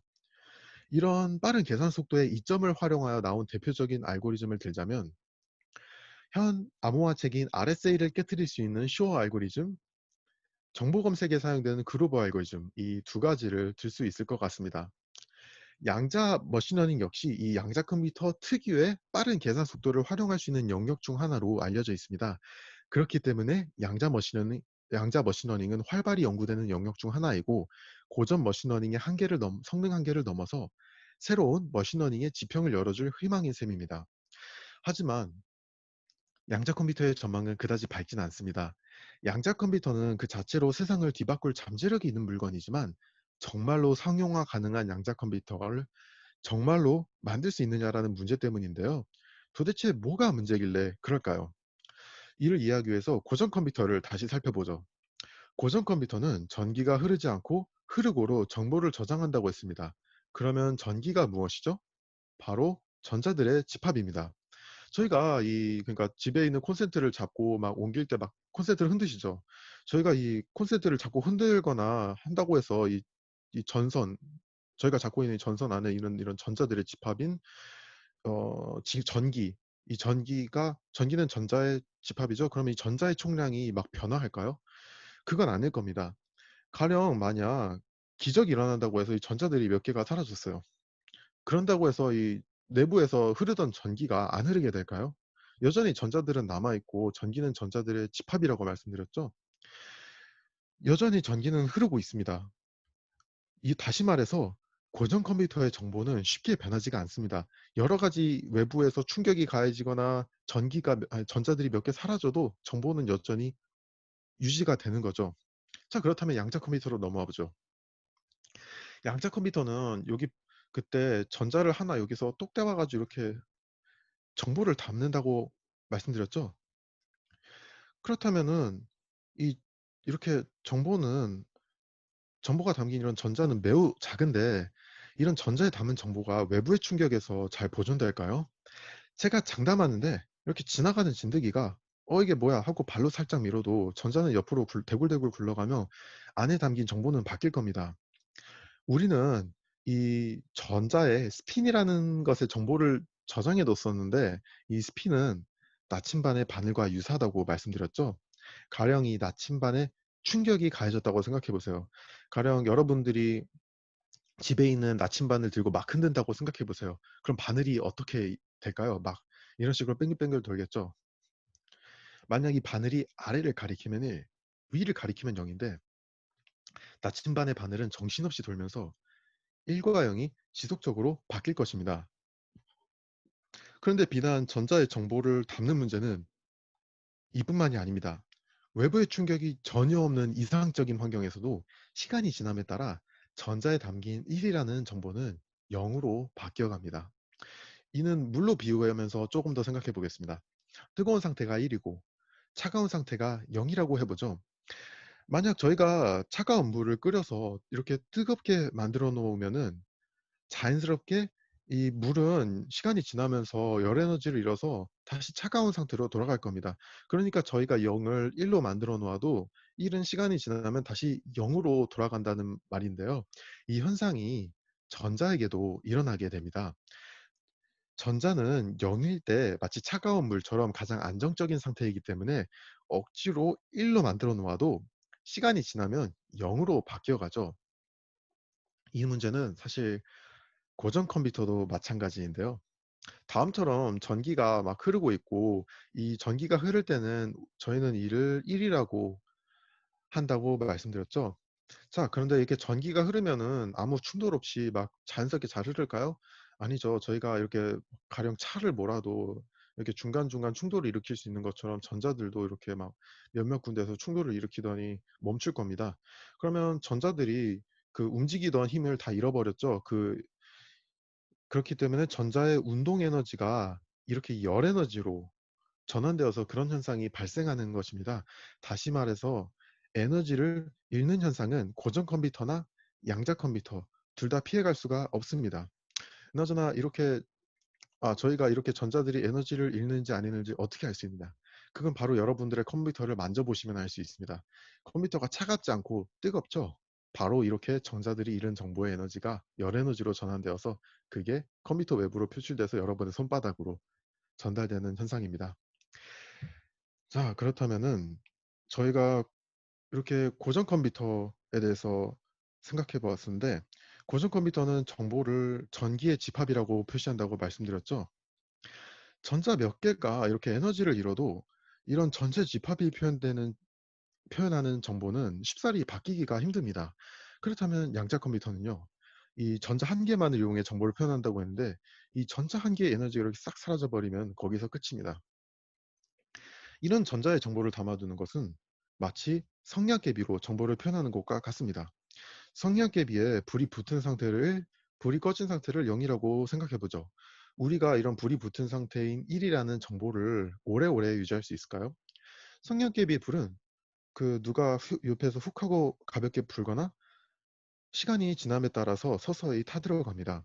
만약 이런 성냥개비로 정보를 유지하고자 한다면 불씨가 조금이라도 흔들릴 만한 모든 외부 요인을 이렇게 원천적으로 차단하거나 성냥개비가 자연적으로 꺼지는 시간을 조금이라도 늦춰야 하겠죠. 뭐 가령 성냥개비가 타고 있는 이 물질을 좀 더 개선한다거나 좀 더 오래 버틸 수 있게 한다는 방식으로요. 전자도 동일합니다. 전자에 에너지를 담아두면은 이 정보는 이렇게 외부에서 뭐 바람과 같은 노이즈라고 불리는 아주 사소한 외부의 영향에도 에너지를 아주 쉽게 잃고 정보가 쉽게 바뀌게 됩니다. 그렇기 때문에 이를 보호하기 위해서 이렇게 전자 주변에 뭔가 보호막을 설치해 둬야 되겠죠. 그게 바로 이런 우주 수준의 진공 상태입니다. 그래서 여기 내부에 그 무엇도 접근할 수가 없게 우주 수준의 진공 상태를 만들어 버렸죠. 그리고 만약 이렇게 만들어 버린다고 하더라도 여전히 전자가 열 에너지를 들고 있으면은 저희도 이제 37도로 이렇게 열 에너지를 늘 가지고 있잖아요. 이 열 에너지 때문에 전자가 뜨거워하고 좌우로 흔들릴 테니까 이를 막기 위해 절대 온도에 가까운 기온으로 이 전자뿐만 아니라 이 모든 이 부분을 다 낮춰 버렸습니다. 이 전자 하나에 정보를 보존하겠다고 이런 뭐 우주순의 진공 상태라든가 이런 절대 온도라든가 이런 엄청난 장치를 다 설치하는 거죠. 뭐 한 번쯤 양자 컴퓨터 사진을 보신 분이 있다면은 '왜 이렇게 장비가 요란한가.' 하고 생각하셨을 텐데 이게 다 이런 원인 때문입니다. 자, 이렇게 전자 하나의 정보를 보존하는 것도 이렇게나 힘든데 수십 수백 개의 전자들의 정보를 모두 보존하는 양자 컴퓨터를 만드는 것은 얼마나 까다로울까요? 상상에 맡기겠습니다. 현재 IBM하고 구글 등과 같은 기업은 약 50개에서 70개 정도의 큐비트로 이루어진 양자 컴퓨터를 만들었습니다. 여기서 큐비트라는 것은 전자 하나와 동일한 의미를 가진다고 생각하시면 됩니다. IBM의 경우에는 2023년까지 1000큐비트 컴퓨터를 만들겠다고 공언하였고 IBM, 구글 둘 다 2030년 전으로 100만 큐비트 컴퓨터를 만들겠다고 발표했습니다. 이 계획대로 잘 순탄하게 잘 흘러가길 바랄 뿐이고요. 자, 그렇다면은 어, 사실 양자 컴퓨터의 시대가 정말로 도래할지에 대해서는 부정적인 견해가 상당히 많은데요. 그만큼 난이도가 극단적으로 높기 때문이죠. 고전 컴퓨터도 과거에 비슷한 일을 경험했었는데 그렇기 때문에 양자 컴퓨터도 고전 컴퓨터가 여기까지 왔듯이 그럴 것이다 라고 말하고 싶지만은 제작 난이도의 차이는 상당합니다. 그렇다면은 양자 컴퓨터의 시대는 정말로 찾아올까요? 고전 컴퓨터의 현 상황을 이야기하며 이것에 대해 생각해 보겠습니다. 고전 컴퓨터는 분명 계속 발전해 갈 수 있지만 성장의 한계점에 가까워진 이상 그 성장 속도가 더뎌지고 있습니다. 고전 컴퓨터 성능의 발전은 반도체의 직접도를 높이는 것이 주요한 원인으로 작용했다고 봐도 되는데요. 이렇게 이렇게 같은 성능을 지닌 반도체가 시간이 가면 갈수록 작아지는 것이 보이시죠? 우리가 사용하는 컴퓨터의 CPU에는 크기가 같은데 안에 더 이런 반도체를 더 많이 넣을 수가 있게 되었고 결과적으로 성능이 향상되었던 것입니다. 이런 반도체의 크기는 현대에 이르러 상상을 초월할 만큼 작아졌는데요. 물론 반도체가 지금 10나노미터보다 작다는 것은 아니고 이렇게 그림에 표현하기 위해서 이렇게 표현했는데 어쨌든 뭐 정확하게는 반도체가 10나노미터보다 작은 건 아니고 반도체의 제조 공정 기술이 이미 10나노미터 이하로 접어든 건데 그렇기 때문에 어찌 되었든 이미 양자역학의 법칙을 받고 있습니다. 그래서 양자 물리에 대한 이해를 하는 것이 반도체 제작에 있어서 사실 필수 요소가 되어 버렸죠. 그리고 컴퓨터의 성능을 높이려면은 반도체를 더 작게 만들어야 되는데 문자 그대로 더 작고 더 작게 만드는 것이 힘들기도 하고 양자 물리의 세계로 접어들면서 이 물리 법칙이 바뀌어 버리는 바람에 제작 난이도가 상승해 버렸죠. 기존에 가지고 있던 고전 물리 세계에서의 제작 노하우를 다 사용할 수가 없게 되어버렸기 때문이에요. 어쨌든 고전 컴퓨터의 발전 속도가 이런 여러 가지 복합적인 요인 때문에 속도가 계속 더뎌지고 있습니다. 게다가 고전 컴퓨터는 아직까지는 전기를 이용해서 0과 1의 정보를 저장하고 있긴 한데 이 정보 저장 방식의 변화를 목전에 두고 있습니다. 그러니까 전기는 전자들의 집합이라고 말씀드렸는데 현재는 이를 통해서 1과 0을 표현한다고 말씀드렸죠. 근데 이것이 흐르고 흐르지 않고로 이렇게 표현하려면 얘네들이 지나다닐 통로가 있어야 되잖아요.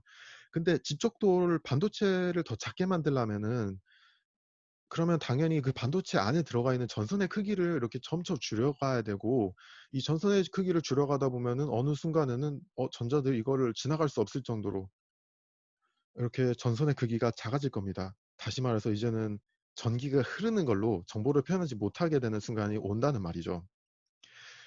그렇기 때문에 어느 순간에는 사실 뭐 과학자들의 뭐 어떤 선택을 하느냐는 과학자들의 몫이긴 하지만 한 가지 예시로 전기에서 전자로 바뀌는 방식을 생각해 볼 수도 있습니다. 그런데 설령 이제 고전 컴퓨터가 전자의 정보를 담는다고 하더라도 저희가 앞서서 보았던 양자 중첩이나 양자 얽힌 관측 이런 현상을 굳이 이용하지 않고도 컴퓨터를 만들 수가 있는데요. 만약 이런 거를 적극적으로 양자 물리 현상을 적극적으로 활용하지 않는다면은 그건 고전 컴퓨터와 사실 마찬가지로 동작하게 됩니다. 정리하자면은 고전 컴퓨터에 사용되는 반도체는 사실 그 크기가 작아짐에 따라 양자 물리를 적용하고는 있지만 여전히 고전 물리를 따르던 시절에 사용되던 정보 표현과 처리 방식을 답습하고 있습니다. 그저 크기가 작아져서 더는 고전 물리를 사용할 수가 없게 된 것뿐이죠. 어차피 양자 물리를 이용해야 한다면 양자 물리가 가진 이점을 최대한 활용하는 양자 컴퓨터로의 전환은 선택이 아닌 언젠가는 마주할 수밖에 없는 현실이라고 생각합니다. 대기업들이 하나둘 뛰어들고 있고 스타트업들이 하나둘 생겨나고 있는 것이 양자 컴퓨터 산업이지만 기술의 어려움으로 인해 사실 그 미래에 얼마나 겨울바람이 몰아칠지 아무도 모릅니다.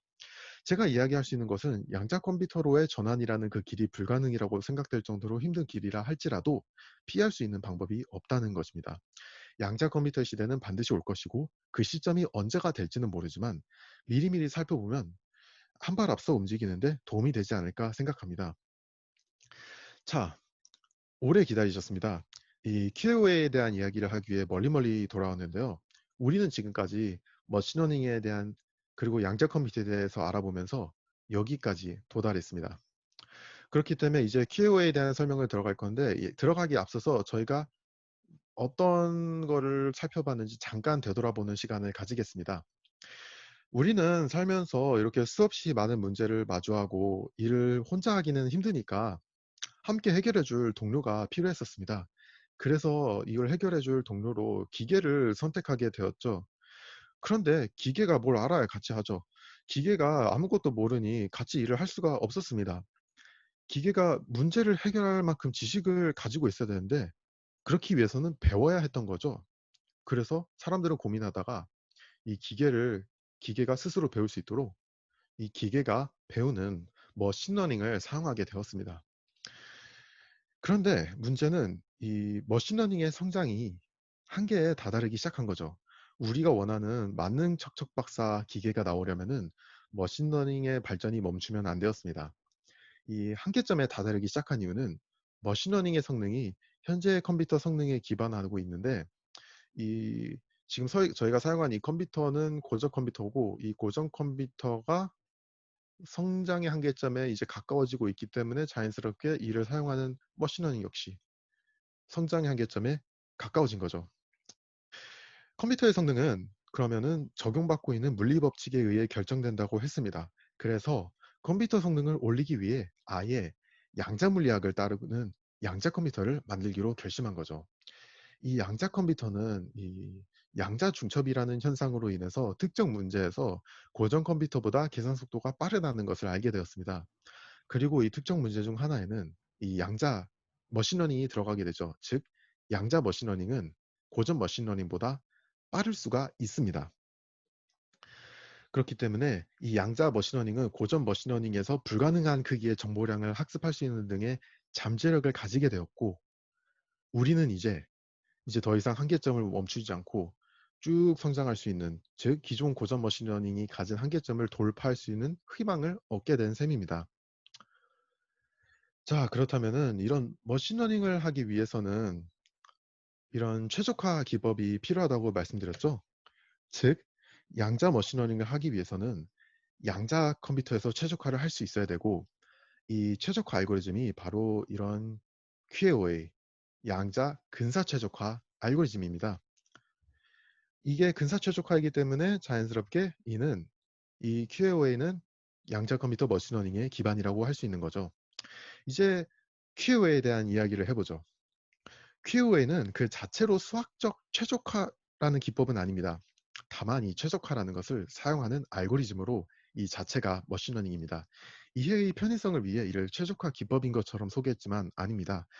QA는 조금 더 정확하게 말하자면은 조합 최적화 문제의 강한 면모를 보이는 근사 최적화를 이용하는 알고리즘입니다. 조합 최적화 문제에 대해서는 그냥 문제의 종류 중 하나구나 정도로 생각해 주시면 감사하겠습니다. QA는 다음처럼 이렇게 최적화뿐만 아니라 이렇게 뭐 여러 요소들이 결합된 알고리즘인데요. 이제 근데 여기서 중요한 핵심은 이게 최적화가 요소다 이런 느낌보다는 이런 QA가 이 최적화라는 기법을 양자 컴퓨터에서 사용하는 방법을 보여주었다는 것입니다. 바로 모범 사례가 되었다는 것이고요. 즉 QA는 그 자체로 다른 양자 머신러닝의 영감이 되어 주었다는 말입니다. 그러면은 이 QA의 최적화가 어떻게 이루어지는지 살펴보죠. 머신러닝을 잠깐 생각해 보면 우리는 머신러닝에서 우리가 기계의 뇌를 함수라고 생각하면은 이 함수의 x와 y의 관계를 가장 잘 표현해 줄 수 있는 함수를 찾아가는 것이 바로 머신러닝이라고 말씀드렸습니다. 하지만 이 함수가 우리의 뇌처럼 늘상 변화하니까 우리는 이 변화하는 함수를 표현해야 했던 거죠. 그래서 우리는 이 함수를 아예 이 wx라고 두었고, 이 특정 w일 때 함수가 얼마큼 틀렸는지를 표현하는 오류값을 정의했습니다. 이 w하고 오류값이 정해지면 우리는 비로소 이 관계에 최적화 기법을 적용해서 오류값이 가장 작은 w를 찾을 수가 있었습니다. 이를 통해 우리가 한 이런 경험을 가장 잘 배운 최적의 함수를 찾을 수가 있게 된 거죠. QAO에서도 최적화 방법은 동일합니다. 다만 두 가지 준비물이 고전 머신러닝 한 최적화처럼 똑같이 두 가지 준비물이 필요한데요. 하나는 위처럼 이렇게 특정 변수, 고전 머신러닝에서는 W를 사용하였죠. 이런 특정 변수에 의해 변하는 함수와 오류값이 필요합니다. 가령 이 함수가 계속 변화하고 있는데 이 함수가 얼마만큼 잘못되는지 알아야지 이 함수를 어디로 바꿀지를 알죠. 뭐 하다못해 어디가 이 함수가 틀렸는지 맞았는지는 알 수가 있습니다. 그래서 이 두 가지만 있으면은 저희도 이제 양자 컴퓨터에서 최적화를 적용하는 것이 가능해집니다. 먼저 특정 변수에 의해 변하는 함수부터 표현해보죠. 계속 고전 컴퓨터 말씀드려서 죄송하지만 아무튼 고전 컴퓨터에서 전기와 이렇게 논리 게이트로 함수를 표현하는 것이 기억이 나시나요? 양자 컴퓨터도 이와 매우 흡사하다고 했었습니다. 다만 전기 대신에 전자를 쓰고 논리 게이트 대신에 양자 게이트를 사용할 뿐이죠. 만약 저희가 양자 게이트의 함수를 이렇게 전자와 양자 게이트를 이용한다면 이런 식으로 표현할 수가 있습니다. 이렇게 보시면 고전 컴퓨터의 이런 함수와 양자 컴퓨터의 함수가 좀 생긴 거는 달라도, 그러니까 그 전체적인 이런 맥락이 동일한 것은 보이시죠? 게이트를 사용해서 정보 처리하고 전기, 전자로 정보를 담고. 자, 저희가 이제 양자 컴퓨터에서 이렇게 함수를 어떻게 표현하는지를 알아보게 되었습니다. 근데 저희는 단순히 이렇게 함수가 필요한 게 아니고요. 특정 변수에 의해 변하는 함수가 필요합니다. 이때 여기 희미하게 보이시는 이 W3가 바로 그 변수 역할을 하게 됩니다. U3는 그 그러니까 변수를 받아가지고 작동하는 게이트인데요. 그래서 parameterized gate라고도 불립니다. 이 받는 변수로 이렇게 세타, 파이, 람다 이렇게 세 가지가 있는데 뭐 굳이 이걸 외우시거나 머릿속에 기억하실 필요는 전혀 없습니다. 이제 다만 저희가 이제 그러니까 기억하셔야 될 것은 이렇게 저희가 여기 변수에다가 어떤 값을 넣느냐에 따라서 이 U3는 다르게 동작하게 됩니다. 그렇기 때문에 저희는 U3 게이트를 변수처럼 취급할 수가 있고요. 아무튼 저희는 이제 이 편의성을 위해서 이 세 가지 변수, 이 두 가지는 잊어버리고 이제 하나만, 이렇게 세타라는 변수 하나만 가져와서 사용하겠습니다. 저희가 이제 이렇게 함수를 만들 때 여기 U3 게이트를 사용했잖아요. 그렇다면은 이 함수는 이 특정 변수 세타에 의해서 변화하는 함수가 됩니다.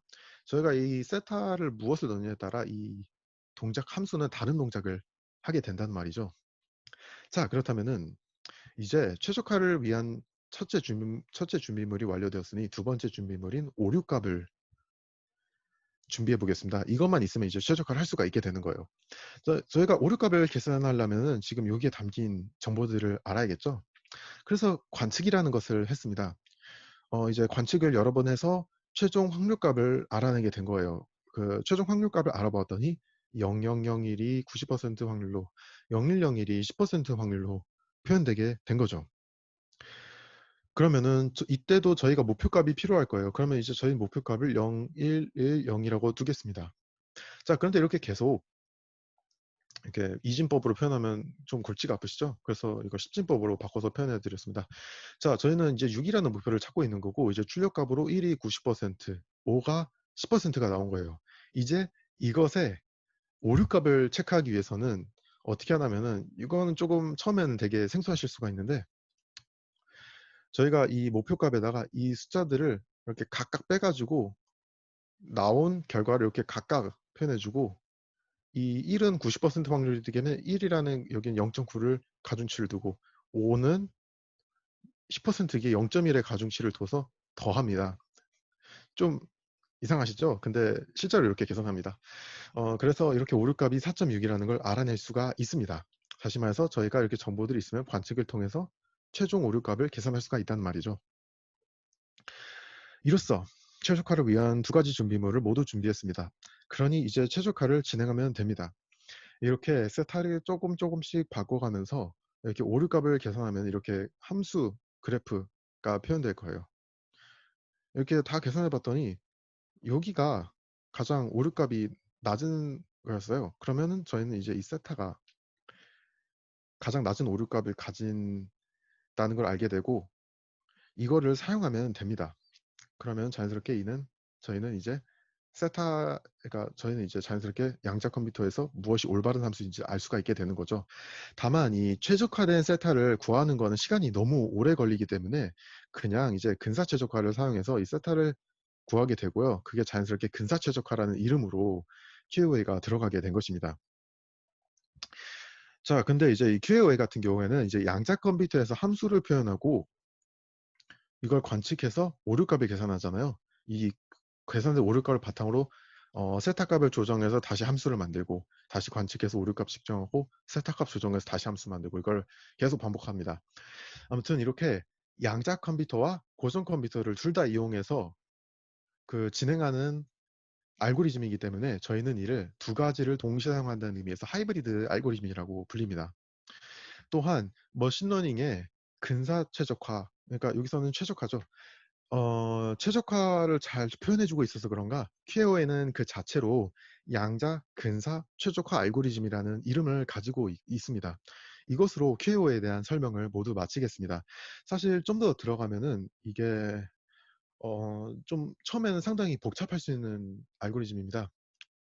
아무튼 다른 좋은 알고리즘도 많은데 왜 굳이 QA를 가져왔는지 의문을 가지신 분들도 있으리라고 생각합니다.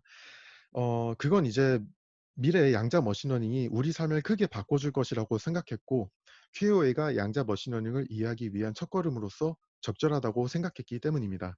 QA에서의 더 나아가서 이제 양자 컴퓨터의 더 복잡하고 멋진 알고리즘들이나 어, 머신러닝을 이해하고 이를 통해 자신의 산업과의 새로운 시너지를 발견하게 되실 바라고요.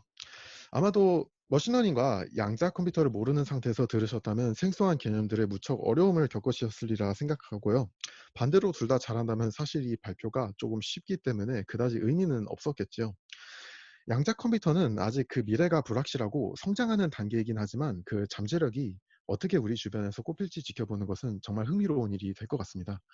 긴 발표 들어주셔서 감사합니다. 네, 감사합니다. 이제 질문 시간으로 넘어가겠습니다. 잠시만요. 네, 네, 네, 질문 받겠습니다. 네, 질문 계속 물어보시고요. Q&A 창으로 해서 물어보셔도 되고 채팅창을 물어보셔도 됩니다. 우선은 질문 오는 동안에 네, 제가 먼저 질문 하나 물어보겠습니다. 네, 잠시만요. 제가 채팅창으로 우선은 또 적을게요. 네. 일반적인 IT 관련 직업에선 수학이 그렇게 큰 비중을 차지하지 않는데 이번 강의를 보니까 수학이나 물리학이 상당히 중요한 부분을 차지하는 것 같네요. 수학이나 물리학 지식은 QA/OA에서 얼마나 큰 비중을 차지하고 만약 큰 비중을 차지한다면 어떤 공부들 해야 하는지요? 네, QOA 같은 경우에는 그 수학이나 물리학 지식이 적어도 그러니까 제가 조금 전에 일단 양자 물리학 쪽으로 말씀드리자면 제가 이 발표에서 설명드린 이 세 가지 현상 정도만 이해하고 있으면 사실 큰 무리가 없습니다. 저희가 고전 컴퓨터를 쓰고 있는데 저희가 고전 컴퓨터를 쓰기 위해서 저희가 무슨 뭐 컴퓨터를 만들고 있는 모든 부품 구성 요소 하나하나 다 알아야 되는 건 아니잖아요. 양자 컴퓨터도 지금 그 IBM이나 구글, 뭐 마이크로소프트에서 상당히 쉽게 사용할 수 있도록 다양한 라이브러리들을 만들어주고 있고요. 뭐 IBM의 경우 키스킷이라는 파이썬으로 이루어진 이제 사용하기가 매우 쉬운 라이브러리를 제공해주고 있는데 이제 다만 그 수학 같은 경우는 이제 만약 그 기존의 이공계 쪽의 대학을 나오신 분이라면 무리 없이 소화하실 수 있는 부분이고요. 만약 그 수학을 전혀 모르시는 경우라면 이제 고등학교 이과 기준으로 고등학교를 졸업하거나 대학교 이제 이공계 대학교 1학년 정도의 수학이 요구가 됩니다. 그래서 일단 수학이나 물리학 지식이 어쩌면은 그러니까 좀 더 미래에는 그렇게 큰 비중을 차지하지 않게 될 수도 있어요. 근데 지금 현재 QOA 같은 경우는 수학이나 물리학 지식이 대학교 1학년 수준은 공부를 하셔야지 이해하실 수가 있는 수준이고요. 그래서 상당히 큰 비중을 차지하고 있다고 말씀드리겠습니다. 일단 지금 양자 컴퓨터는 상당히 초기 단계이기 때문에 수학이나 물리학을 모르면은 절대로 접근하기가 힘든 영역입니다. 네, 알겠습니다. 감사합니다. 그리고 용태리 님이 물어보셨는데요. 어, 양자 컴퓨터에도 보안은 어떻게 해결하는지요? 아, 감사합니다. 그 양자 컴퓨터에서 보안 쪽은 제가 사실 이해하고 있는 분야는 아닙니다. 저도 이제 양자 컴퓨터 이제 여러 알고리즘들을 살펴보면서 이제 보안과 관련된 알고리즘도 살펴보게 되었는데 제가 가볍게 그러니까 사실 가볍게보다 더 가벼운데 그냥 언뜻 살펴본 느낌으로 말씀드리자면은 양자 컴퓨터에서 나온 이제 보안 알고리즘들은 깨트릴 수가 없는 영역입니다. 말 그대로 이제 고전 컴퓨터에서는 이제 어떻게든 깨트릴 수가 있는데 양자 컴퓨터 알고리즘은 깨질 수가 없는 말 그대로 완전 무결한 보안이라고 알고 있기 때문에 이 보안을 어떻게 해결할지를 고민하기보다는 진짜로 만들어낼 수 있는가가 관건이 되지 않을까 싶습니다. 알겠습니다. 감사합니다. 김수정 님이 물어보셨는데요. 네, 이렇게 말씀하셨습니다. 쉽게 잘 설명해 주셔서 재밌게 잘 들었습니다. 양자 얽힘이라는 부분을 설명하신 부분이 흥미로웠는데요. 멀리 있어도 동일한 정보를 담는다는 게 신기했어요. 실제로 구현된 최대 거리가 얼마나 머나요? 라고 물어보셨습니다. 아, 네. 먼저 양자 얽힘이라는 현상은 아인슈타인도 사실 이거를 잘 믿지는 않았어요. 너무 이상하다고 생각을 해서 spooky action이라고 해서 되게 기이하다. 이건 말도 안 된다. 귀신과 같다라고 표현했었는데요. 일단 이론상으로는 우주 반대편, 그러니까 거리에 제한이 없습니다. 그냥 얽혀져만 있으면은 아무리 멀리 떨어놔도 상상하실 수 있는 가장 먼 거리를 떨어져도 동일하게 동작합니다.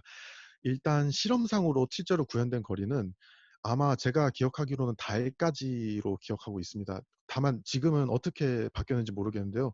어떻게 했었냐면은 이 전자 두 개를 얽혀버리고 이 사실 지금 양자 컴퓨터의 문제가 전자가 너무 손쉽게 정보를 잃어버린다는 데 문제가 있는데 그래서 되게 빠른 시간 안에 실험을 처리해야 됩니다. 정말 눈 깜짝할 시간보다 짧은 시간에서요.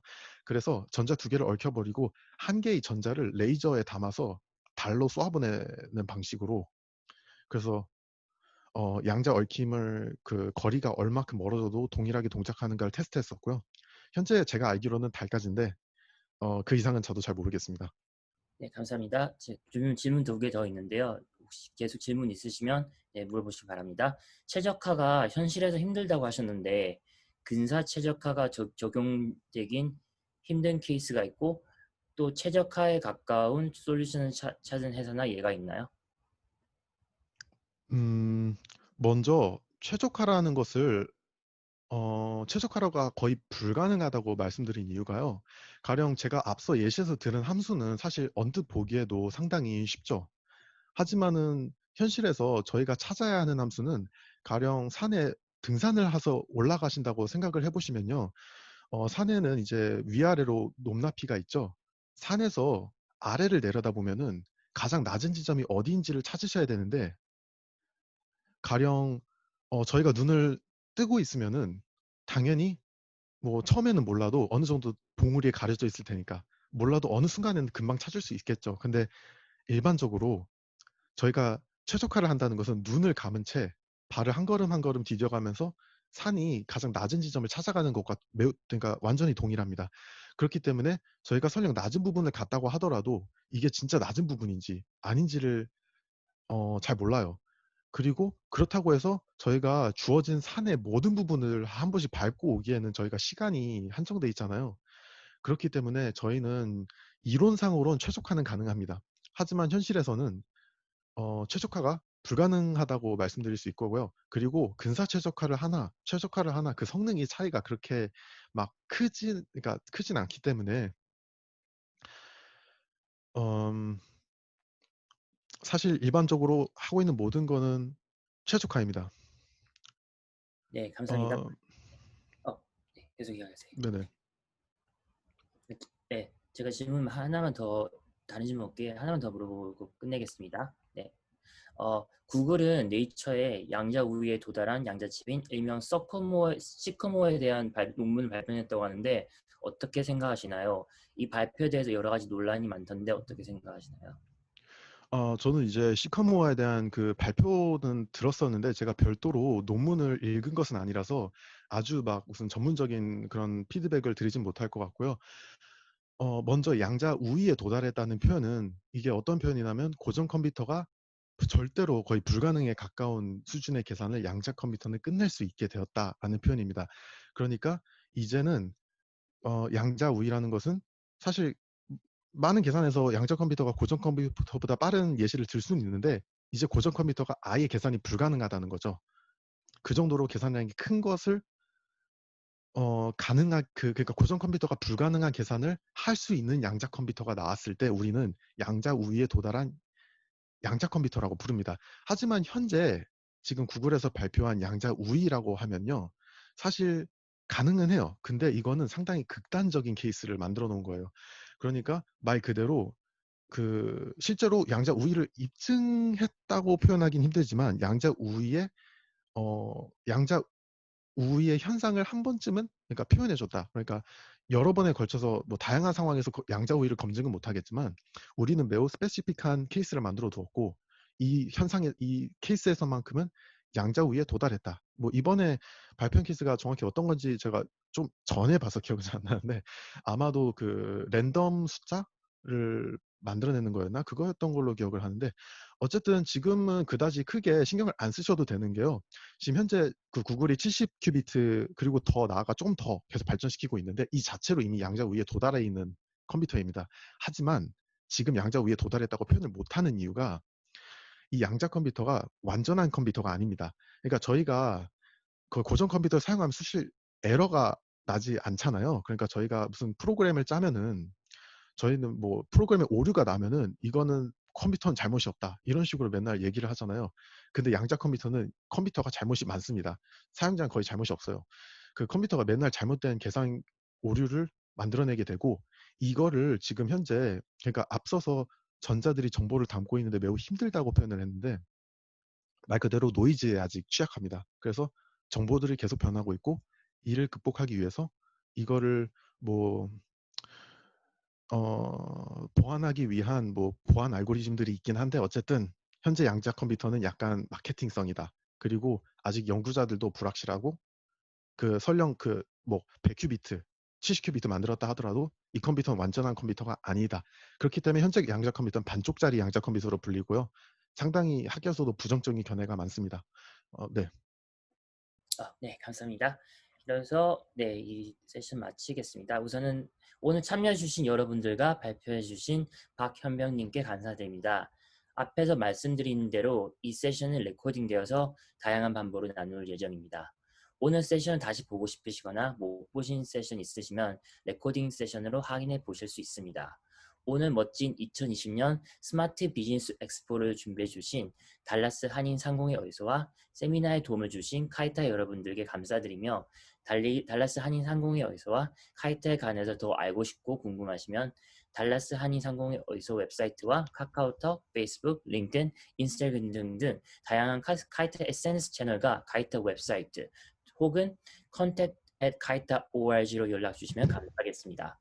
또한 카이타.org로 등록하시면 카이타의 웹사이트 업데이트를 뉴스레터로 받으실 수 있습니다. 다른 세션에도 많은 참여 부탁드립니다. Thank you all for attending this session and thank you Hyunbyung Park for presenting the session. Today's session have been recorded and will be shared via various ways. If you wanted to watch today's session again or session you missed, please check for recorded sessions later. Special thanks to Greater Dallas Korean American Chamber of Commerce and Kaita staff to prepare this wonderful 2020 Smart Business Expo in this hard time. Please visit koreanchamber.org for more information about GD, KACC, and please join Kaita through KakaoTalk, Facebook, LinkedIn, and various SNS channels. Or contact us at contact@kaita.org if you have any question. Thank you all again for your participation and please join us for other session as well. Thank you and 감사합니다. 이로써 이 미팅은 세션을 마치겠습니다. 네, 수고했습니다.